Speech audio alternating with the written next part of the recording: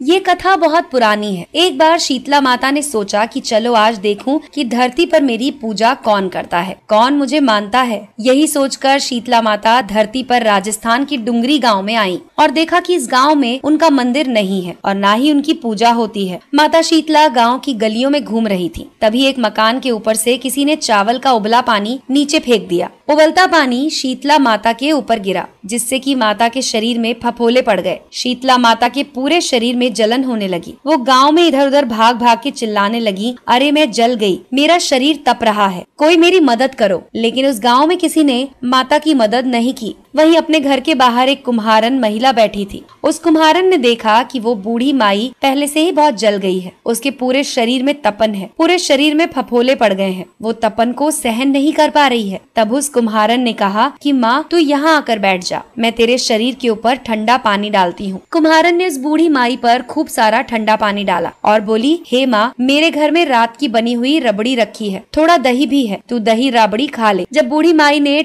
ज्वार के आटे की राबड़ी और दही खाई तो उसके शरीर को ठंडक मिली। तब उस कुम्हारन ने कहा, माँ बैठ, तेरे सिर के बाल बिखर गए हैं, ला मैं तेरी चोटी बना देती हूँ। कुम्हारन माई की चोटी गूंथने के लिए कंघी से बालों में करती रही। अचानक कुम्हारन की नजर बूढ़ी माई के सिर के पीछे पड़ी तो कुम्हारन ने देखा कि एक आंख बालों के अंदर छुपी हुई है। ये देखकर वो कुम्हारन डर के मारे भागने लगी। तब उस बूढ़ी माई ने कहा कि रुक जा बेटी, तू डर मत, मैं भूत प्रेत नहीं हूँ, मैं शीतला देवी हूँ। मैं तो इस धरती पर देखने आई थी कि कौन मुझे मानता है, कौन मेरी पूजा करता है। इतना कहकर माता ने अपने हीरे जवाहरात के आभूषण पहने हुए, सिर पर स्वर्ण मुकुट धारण किया हुआ अपना असली रूप उसको दिखाया। माता के दर्शन कर कुम्हारन सोचने लगी कि अब मैं गरीब, इस माता को कहाँ बिठाऊं। तब माता बोली, हे बेटी, तू किस सोच में पड़ गई है। तब उस कुम्हारन ने हाथ जोड़कर आंखों में आंसू बहते हुए कहा, हे माँ, मेरे घर में तो चारों तरफ दरिद्रता है, मैं आपको कहाँ बिठाऊं। मेरे घर में ना तो चौकी है ना ही आसन। तब शीतला माता प्रसन्न होकर उस कुम्हारन के घर पर खड़े हुए एक गधे पर बैठ गईं और हाथ में झाड़ू, दूसरे हाथ में डलिया लेकर उस कुम्हारन के घर की दरिद्रता को झाड़कर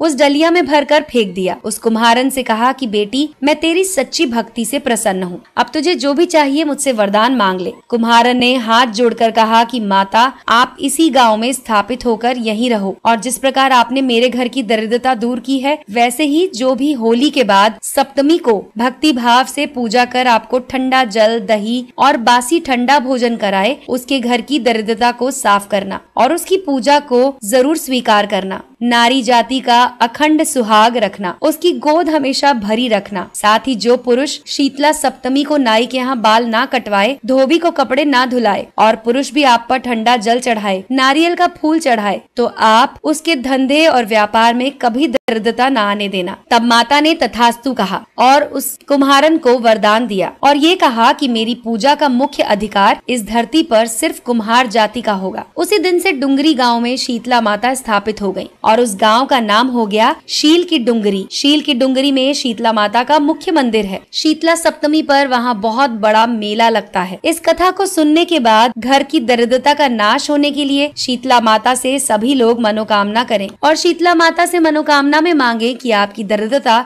दूर हो जाए। दोस्तों, अगर आपको ये कहानी पसंद आई